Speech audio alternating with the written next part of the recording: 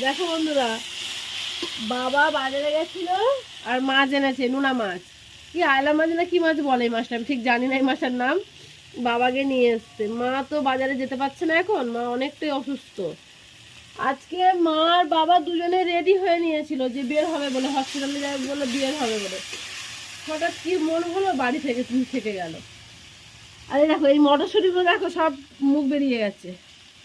কারণ এই আমাদের ছাদ ঢালাই হওয়ার কিছুদিন আগে, এই কিছুদিন না 2 দিন আগে গিয়ে নিয়ে এসেছিল। আর এ কাজ ও কাজে এই মটরশুঁটিগুলো আর খেয়াল করা হয়নি, নষ্ট হয়ে যাচ্ছিল।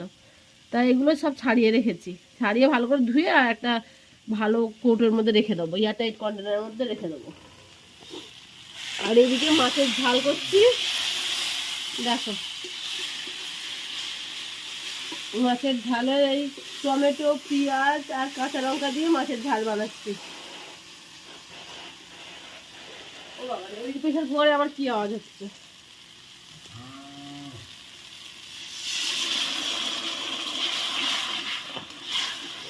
দেখো মাছের ঝাল হচ্ছে। দেখো আমার মা করে, আমার মাটা অনেকটা অসুস্থ, ওই জন্য আর মা উনুনের কাছে আসতে পারছে না, ওই জন্য আমি করছি।